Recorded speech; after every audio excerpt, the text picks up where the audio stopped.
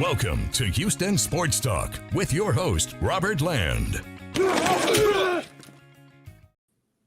Hey, thanks for checking into the best Houston sports podcast. Welcome to our live Texans-Bears postgame show, now part of the Bleav network. And joining me is our new contributor, Tom Chavarria, co-host of the Bullpen podcast, covering Texans over there. And Tom, it is only fitting the Texans' first preseason game ends because of storms and lightning. That's the most Houston thing ever.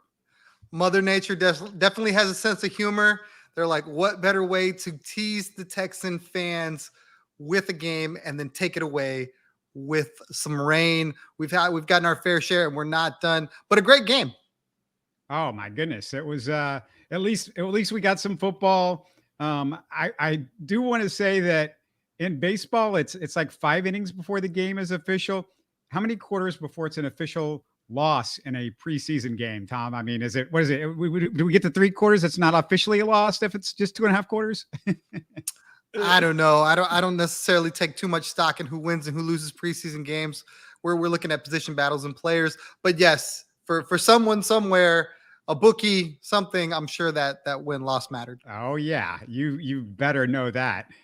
For everybody watching live, by the way, send us your questions and comments. We'll post them and react as we move along. And if you're relatively new to Houston Sports Talk, we go live after every Texans game. So make us a part of your Texans routine on game days. And Tom, it's weird to start the preseason with more backups than the third quarter of your average preseason games. I was just like, this doesn't feel quite right to me.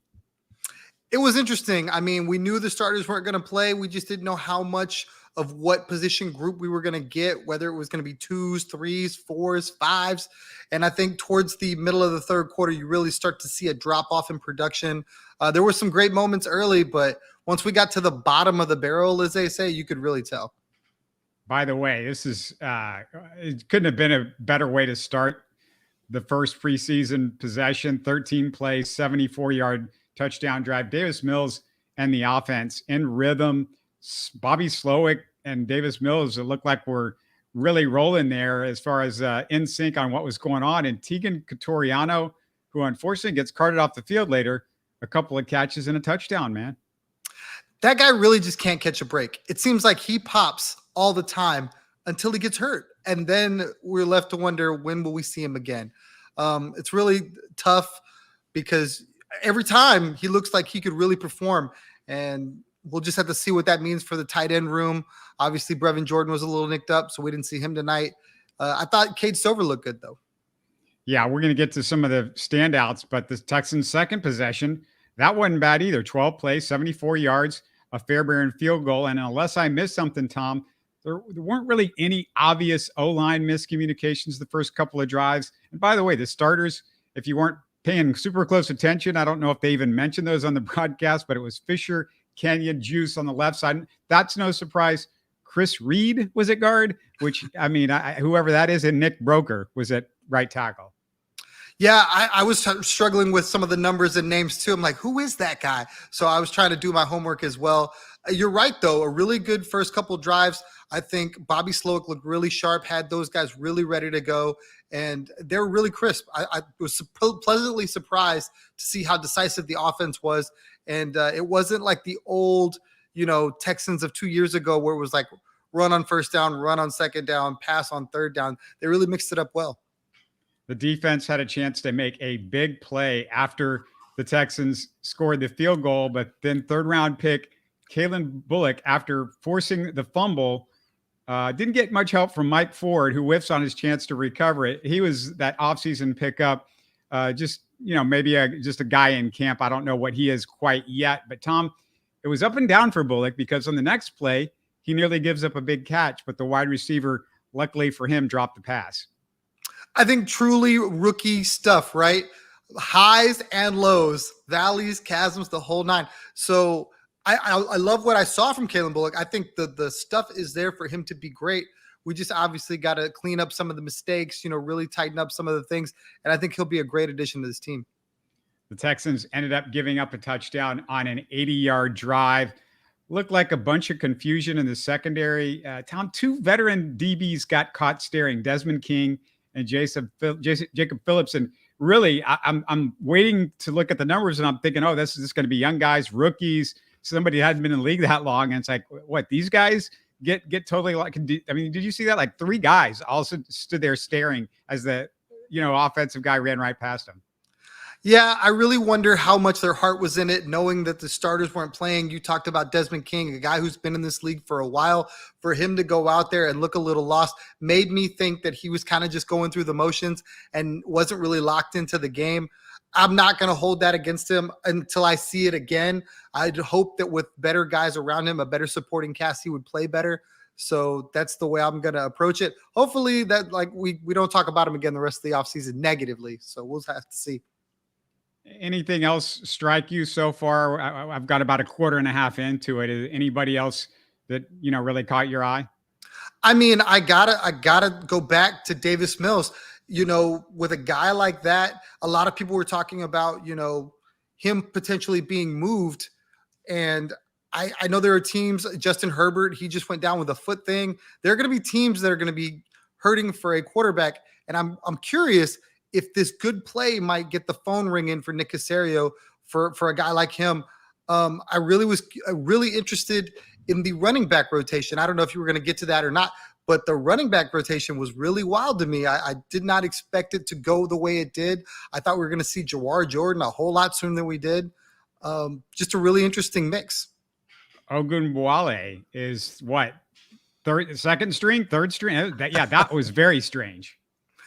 I mean, if it's just, getting some guys some run, I get it. I think a lot of people, would feel that Ogunbowale would be a guy that would be a special teamer only if he was going to make this club, not necessarily running back. I definitely feel like with the performance Cam Akers put on tape, he's going to be fighting hard for that last running back spot, depending on how many running backs they decide to carry. Was there anybody on the offensive line, or could you focus much on those guys? I mean, was there anybody that you thought stumbled at all, or anybody that stood out? The second, once you get past the first set of guys, I just it was hard for me to care, because this was really like the guys that were the second team at best that were starting. So beyond that, you're like, well, most of these guys we're never going to see again anyway. I couldn't agree more. I really didn't focus too much on the line, which I probably should have. My big focus was on the wide receiver group. I was really interested into who they were going to lean into. I wanted to see Mechie have a great game, because all through training camp, we've talked about John Mechie being the guy that's ascending. This is his time. And it was Xavier Hutchinson that made a lot of big plays in those first 2 drives. And for me, I'm just kind of like, where's John Mechie? Where's John Mechie? So my focus was a little there, but I mean, they were able to do enough on the offensive line. And like you said, we hope we don't see those guys. I'm going to get back to the game in just a second, but one of the things we haven't hit yet, and I'm just kind of curious what you think. What about those new Texans jerseys? Seeing them in an actual game, was your world rocked or changed by those jerseys, seeing them live and in person, like on a game? I got to be honest. I thought they looked great on a mannequin. I thought they looked great in person, live, on the TV screen. I think this uniform change was something that was sorely needed. I think we kind of worn out the original uniforms, really. And I'm really excited to see the red ones. We saw a glimpse of that. So I'm a big fan of the new uniforms. Not a big fan of the H, though. The Old English thing never really sat well with me. It's growing on me. But if there's any knock that I got on the new uniform, it's got to be the Old English H.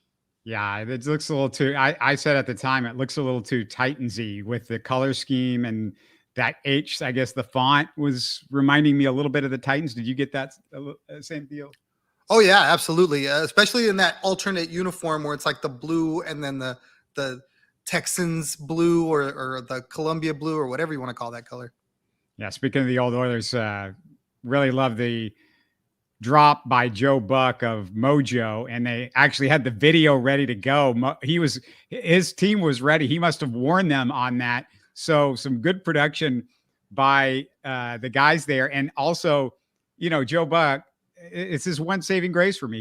He grew up a Houston Oilers fan, and that's pretty cool for a guy that, whose dad was St. Louis Cardinals broadcaster. You know what? When he said that, I'm not a huge Joe Buck fan because I feel like he's got a little bias towards my Astros. But when he said that, I was kind of surprised. I was like, really? An Oiler fan? Okay. He won a couple brownie points back from me, but I wouldn't go further than that. Hey, just want to remind everybody to look for our Andre Johnson tribute on our YouTube channel. Great interview during the game with Andre. Here's some fun stories from Andre's teammates in that tribute and Texans media, if you haven't caught that yet. One of my favorite shows that we put out in the last few months. And we just compiled from our Houston Sports Talk interviews over the years all the best stuff. So go check it out. Now, Tom, the Texans' third drive ends on a John Mechie drop pass. Mechie's had moments in camp, but the word is he's also had some drops too. I saw it. I was a little disappointed. I thought it was a really tight coverage. I thought that was a really quick hitter. But he's going to have to make those if he's going to play in the slot. And for me, I hope he's given more opportunities in training camp to really try to be the wide receiver 4 or 5 or whatever.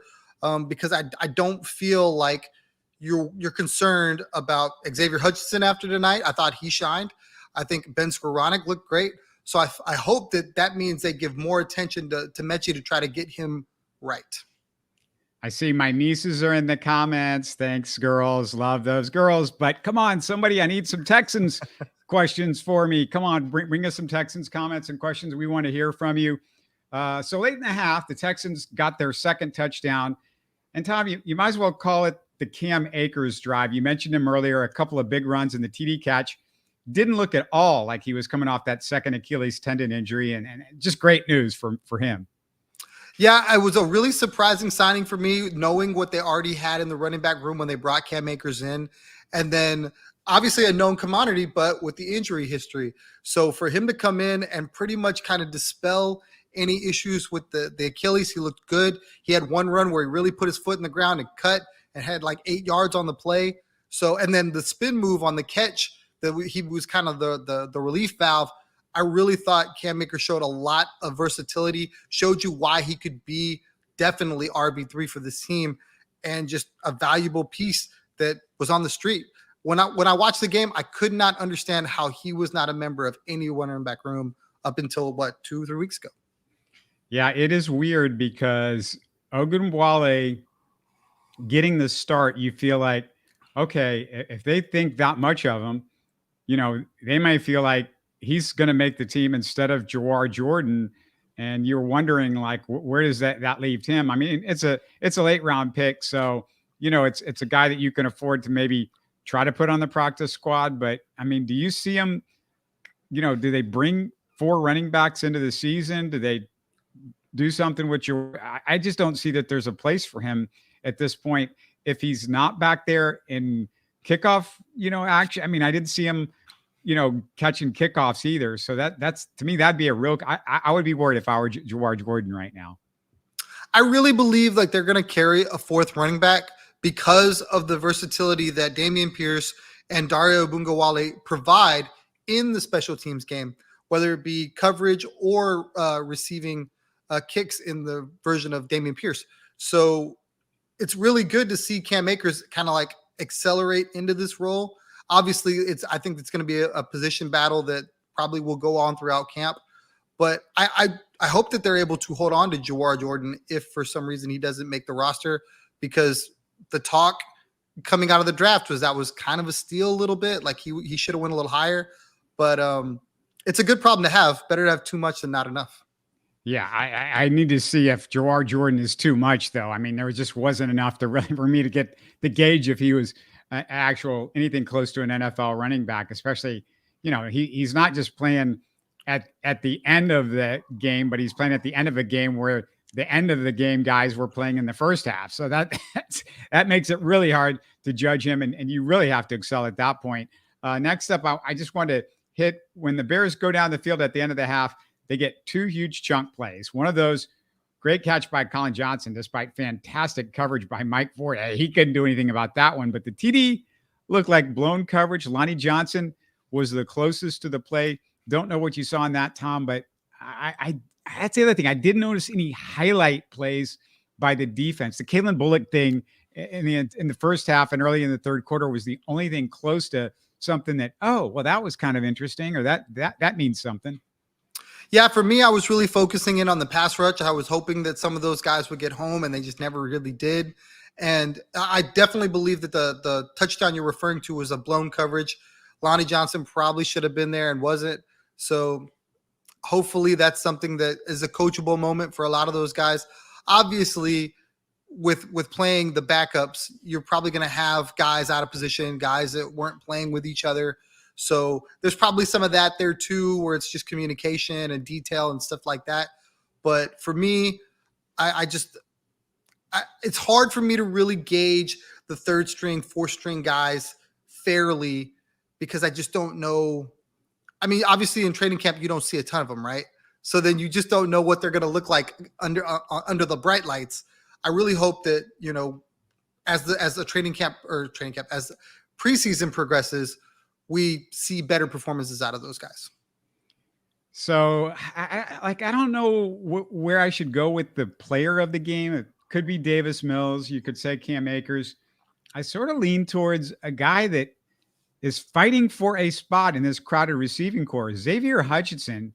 How about his first half? Yeah, he dropped that ball early, but after that, 5 catches, 56 yards, the 20-yard run, 8-yard run, but he also had the 20-yard pass play. Xavier Hutchinson looked pretty good and pretty comfortable out there. And, with him and John Mechie, I feel like both of those guys might be fighting for a spot. It could be Noah Woods that's, fighting for a spot. It's hard to say, but it was good for Xavier. I totally agree. Xavier Hutchinson, reminds me of the Deebo Samuel.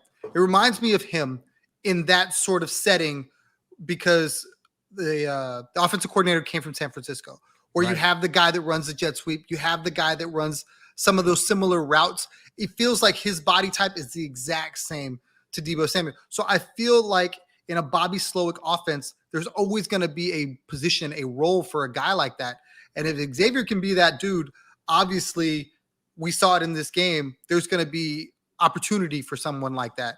So it's going to be interesting to see going forward once you start bringing in the ones. If they keep feeding Xavier Hutchinson, if this was, this is what I have to work with, so I'm going to use them. In any case, I think he had a great game, and I really feel like there's just so much talent in that wide receiver room right now. It's going to be really tough. I think somebody really good is not going to be on this team at the end of preseason. I'm sorry. Oh, of course. I don't think there's any question. If they're lucky, they can strike some sort of deal to send Noah Woods somewhere else, because actually he makes quite a bit of money, considering I think he's like maybe the 3rd or 4th highest paid Texan, which is really bizarre. But also, a guy that he looked pretty good too, and he gets lost in the shuffle. They pick him up in the offseason. Ben Skoranek, great catch in the middle of the field on that deep throw by Davis Mills. Mills, you could say he threw it too high. Maybe that was the only place he could throw it, but Skoranek goes up there and gets it. And this is somebody I'm excited about because he's just one of those X factors. You can do all sorts of stuff with him. The Patriots always had one of those guys. Caserio tried to bring in a couple of guys that maybe he thought were like Patriot type guys in the first couple of years he was the general manager. This looks like one of those that we're talking about, like somebody that you can throw around, do all sorts of things for you out on the field. And, I really like what I saw. Ben Skoranek screams Patriot way, like you just spoke to. A guy you can line up at fullback who can actually go out and block somebody, famously blocking J.J. Watt right before he retired. I really feel like Ben Skoranek, if he can keep putting good tape for these guys, preseason game after preseason game, he's just got to have a place on this team because the versatility, in the same manner we think about Dario Bungawale having the versatility of being able to play in the running game and play in special teams. I really feel like Ben Skoranek being able to block as well as be a receiving weapon out of the backfield in the slot, wherever you want to put him, it's just another weapon that the Texans can use. Yeah, good stuff from T4 Trouble, who says that catch was not easy to secure and bring down. I mean, that's an incredible catch. Speaking of incredible catches, oh my goodness, ex-Longhorn Colin Johnson just with we talked about the catch earlier, nearly had another one. The Texans did a good job of challenging it, getting it overturned, but still the fact that he was that close to making that catch was pretty good. And then he badly beats Chris Boyd, who's probably just a camp body anyway for that touchdown. Just fifth round pick from a few years ago, former Longhorn. If you're a Longhorn fan, I'm sure you love seeing him succeed and in a big moment for him, new team and everything. The funny thing is at UT, because I do follow the Longhorns, he was the most sure-handed guy on the team. And while he didn't have the flashy speed or anything like that, he was a big body that would, just like this evening, go up and get a ball. So for him, and I Bleav, I can't remember his first name, but Rippon, they just had chemistry. Like they've been doing this for a while, because the ball that he dropped, he had made a catch like that prior to that. And he just had a huge night. I think that was probably player of the game from both teams. All right. Now, aside from just the action on the field, one of the things that really caught my ear was that Will Anderson interview during the game. And his answer to a question was why I love this kid. I mean, Lisa Salters asked about his personal goals this year. And Tom, he said, I'm just working on being a great leader, and then sort of expounded on what he was talking about, what he wants to do. I mean, this sounds like a guy that's been in the league for a dozen years. Who says stuff like this? Who does this? This is awesome. When you listen to him and when you listen to CJ Stroud, and you just think about the fact that they have these two guys in their locker room, and this is year 2, I never want to see them play in any other uniform, either of them in any other uniform other than the Houston Texans. Both of them just say all the right things. They do all the right things. They're so grounded. I mean, he expanded on what you were talking about and said, look, if I'm a good leader, all the other stuff will come. That's fine. I just need to be a good teammate in the locker room, do all the things. And for a guy that has all the praise that Will Anderson Jr. has already got, it would be so easy for his head to get big. And, but he just seems so humble, just like CJ Stroud, just so humble, hardworking, head down. They were as involved on the sideline when the cameras panned over to them as anybody that was playing in the game. When Cam Akers makes this huge play, CJ's like doing backflips on the sideline. Like, I love both of those guys so much, and I hope they never play anywhere but Houston.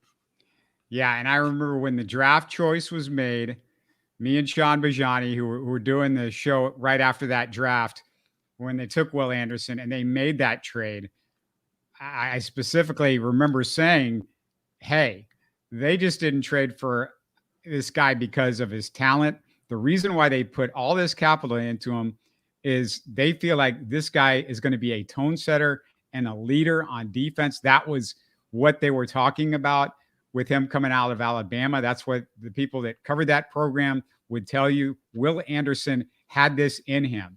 And I mean, they talked about it on the broadcast tonight. ESPN did. I can't remember if it was during the game or during the rain delay, but they were saying, look, I mean, Will Anderson, to get a guy like that and CJ Stroud in the same draft, 2 leaders on both sides of the football. And we've talked about that this past week. Now everybody's talking about it. Like, what the Texans did was a huge coup. And just, I mean, you talk about we know this, it changed the entire, just the way everybody sees the Texans. And, Will Anderson, even more so sometimes than CJ Stroud, when he talks, I'm just fascinated to listen to him because, he sounds like a guy, like I said, it's been around for 20 years. He sounds like he's lived like 3 or 4 other lifetimes. He's one of those guys that you go, man, there's no way you can be, what are you, 22? It's not possible. And we talk about these Rockets guys that are 20, 21, 22. And you're like, well, they just got to mature, and they've got to, you can hear it in the interview. They're not quite, they're not quite men yet or whatever. And I'm like, Will Anderson, that guy came in as a man. And you know what's crazy and what is so satisfying as a Texan fan, when that trade was made, when that pick was selected, national media crucified the Texans for it. Horrible pick. They're trading away probably the number 1 pick in the draft next year. This was awful. that guy needs to be like Hall of Fame great for that pick to make any sense. And now you fast forward a year and no one's questioning that pick. Yeah, it's so good, so good. And just, this game, it was a little like wet your taste type game. And I say wet in a non-pun way, but it's sort of like it is a pun, I guess. But it was sort of like wet your taste for some football, which was cool. But man, I want to see some more of the guys out there. I felt like I got an appetizer, not really a full meal. Tom, you got the appetizer and then the check. You're still starving. You're like, all right, we're closing. Be back next week. Yeah, it's so exciting. I mean, just the small sample size that we have, it just makes you want the rest of the team so bad. It makes you want to see all these pieces come together. I thought that it was a great game from the aspect that no major injuries. Obviously, we're worried about Teagan. We hope that's squared away. But by and large, a lot of the team came back intact. And next week, they should be able to show us a little bit more of what they have in store. I said a couple of weeks ago, I'm like, yeah, I want to see this new and improved Kenyon Green, the man body, the healthy Kenyon Green, all of that sort of stuff. But I didn't want to see him against a bunch of Bears that were not probably ever going to be on the roster. I mean, some of these guys, I assume that he was facing just weren't something, but at the same point, it's just good to see him take care of business. I mean, it seemed like the O-line took care of business, did what they needed to do. And really that was to me, nothing was more important than seeing what this offensive line does, seeing if they had some chemistry, because the reports that I heard over and over again in practice, Tom, were just that they weren't looking real sharp. Let's put it that way. They kind of looked confused. There was some stuff that they weren't getting straight. Obviously Tunsil not playing right now. They're kind of letting him not play because of the injury and stuff like that. But still, you're like, well, most of these guys, they're going to be on the starting unit, and we got to be able to afford to not have Laremy Tunsil out there. But at the same time, they're going up against Danielle Hunter and Will Anderson. And that's kind of cool too. Iron sharpens iron. That's the saying that they've been using. And I think it's really true, especially with these two sides of the football. I feel like that defense is only going to make CJ better. And I feel like CJ is only going to make that defense better. Same thing with the DBs and the wide receivers, like T for Trouble's talking about. It's a packed room. So when you see these DBs in this game, you're going, okay, they're going up against Stephon Diggs. They're going up against Tank. They're going up against Nico. So I think it's great. I'm really excited for the season just to get here like tomorrow. I think all of those guys, they look like they're ready to go. I really feel like you could start it tomorrow. If you're a fan of the show, if you listen on the audio side, hey, we need you live on the Texans post-game shows. We want to hear from you. Just really one commenter, and I know we got some more fans out there. I would hope we've got more Texans fans out there. Come on, guys. This is it. It's showtime, baby. Hey, Tom, final words, any last thoughts before we wrap things up? Yeah, really excited. As I'm sure you can all tell, we need all the football. Can't wait for all the other games. This is the start. Hopefully, we have stuff to build on, plenty to talk about. I'm looking forward to a great season. All right. Sounds great. We will talk to you guys again next week.